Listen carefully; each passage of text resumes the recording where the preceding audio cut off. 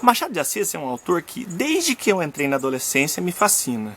E o mistério de Dom Casmurro, o mistério da traição ou não, é apenas uma pequena parcela de todo o fascínio que esse autor é capaz de criar.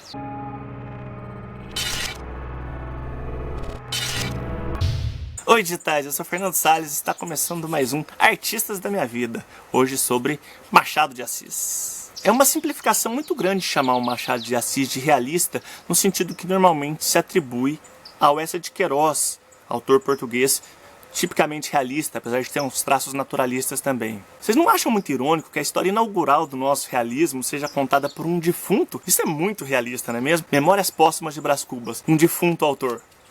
Nada realista. Fala sério. Já no sentido da digressão, da viagem, da brisa, vamos dizer assim, como Almeida Garré faz na Viagens da Minha Terra, aí sim o Machado é mais realista. É o que eu acredito mais, é o caminho que eu enxergo mais esse autor.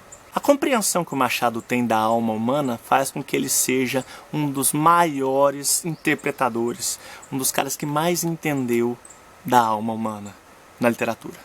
Isso dá a ele uma profundidade psicológica única até então. Nós até fizemos um vídeo sobre Freud e psicologia que você pode acessar para compreender um pouco mais esse assunto, que é super válido e importante. Fantástico! Capitu, de Dom Casmurro, por exemplo, é uma personagem que tem muito mais complexidade do que qualquer heroína romântica. Ela é uma personagem que é um eterno mistério, um eterno enigma, porque essa história dela é contada em primeira pessoa, por um outro cara. A gente nunca vai conseguir saber o que se passava realmente na cabeça dela. E isso não me parece realista no sentido tradicional que as pessoas atribuem. Falando de Dom Casmurro, a grande genialidade desse livro é justamente a capacidade de deixar a incerteza, de não resolver uma situação, de ser impossível dizer Capitu traiu ou Capitu não traiu Bentinho Santiago. Sempre é possível aprender algo mais sobre a Capitu. Sempre é possível desconfiar de algo diferente das atitudes dela, mas não dá para ter certeza. Mesmo Bentinho Santiago, de Dom Casmurro ou Brás Cubas são personagens complexos, são personagens imprevisíveis, não óbvios. O Machado nos colocou no final do século XIX numa condição única até então na nossa literatura, num cenário internacional. Sim, falando do nosso Rio de Janeiro, ele é comparável aos maiores mestres da literatura internacional. Ele levou a nossa literatura a um nível universal.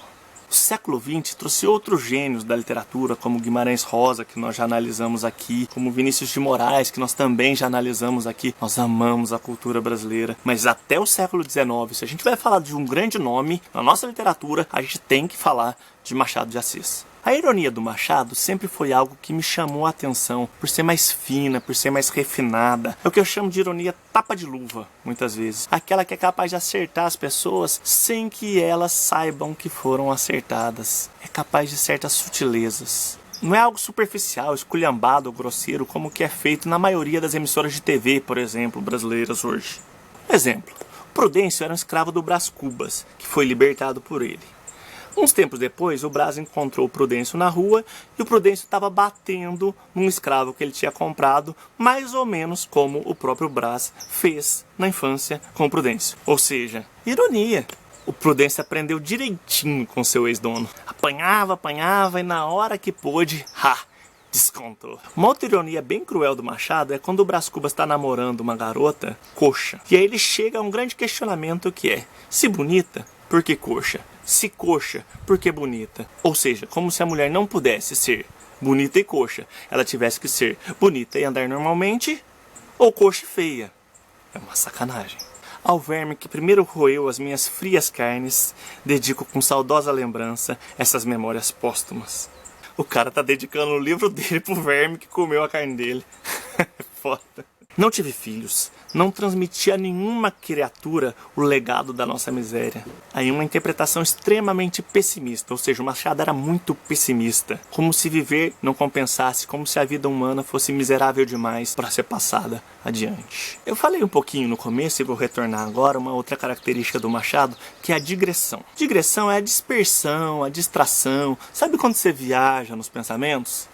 É isso, só que na escrita. Machado sabe fazer isso como ninguém na escrita. Ele começa um assunto e vai terminar 3 quarteirões depois em uma outra coisa que não tinha nada a ver com o que foi falado no começo. Pra só depois de toda essa volta, ele retornar pra onde ele estava. Isso é digressão. O curioso é que a cabeça das pessoas funciona assim, como uma grande bagunça de assuntos, como uma grande combinação de coisas aleatórias. Pelo menos a minha. 3 informações rápidas antes de falarmos dos contos do Machado de Assis. 1. Ele dialoga muito com os leitores nos textos. 2. Os seus capítulos costumam ser muito curtos. 3. Ele teve uma fase romântica e uma fase realista. Nós estamos falando somente da fase realista. Mas os seus contos são, para mim, a sua melhor fatia. É neles que o Machado consegue colocar toda a sua densidade psicológica em pouquíssimas páginas. Em A Causa Secreta, por exemplo, Fortunato tortura um rato queimando pata por pata dele. E o Fortunato é um grande mistério nessa história que vai ser descoberto pelo Garcia. E você só vai saber os motivos de ele fazer isso lendo. Em Missa do Galo, o Nogueira é um jovem de 17 anos, muito inocente. Sim, na época, com 17 anos, por incrível que pareça, as pessoas podiam ser inocentes ainda.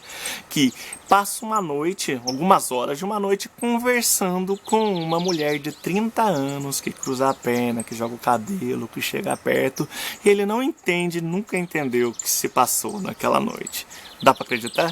Tem outros contos fantásticos do Machado. A Igreja do Diabo é muito bom, O Enfermeiro é muito bom, A Segunda Vida é muito bom. Tem muitos contos fantásticos. Eu acho ele de uma densidade incrível mesmo. É imperdível. Isso tudo que eu falei é muito pouco perto do que dá pra saber de Machado de Assis. Se você tiver dúvida, se quiser saber mais, pergunta pra gente no comentário. Se você tiver informações complementares, acho muito válido. A gente não falou da vida dele pessoal, por exemplo, que é super importante para complementar. Então, meu amigo, vamos continuar esse vídeo lá embaixo nos comentários. Encerramos assim mais um Artistas da Minha Vida, hoje sobre Machado de Assis. O salve de hoje vai para todos os meus alunos que já participaram do julgamento da Capitu.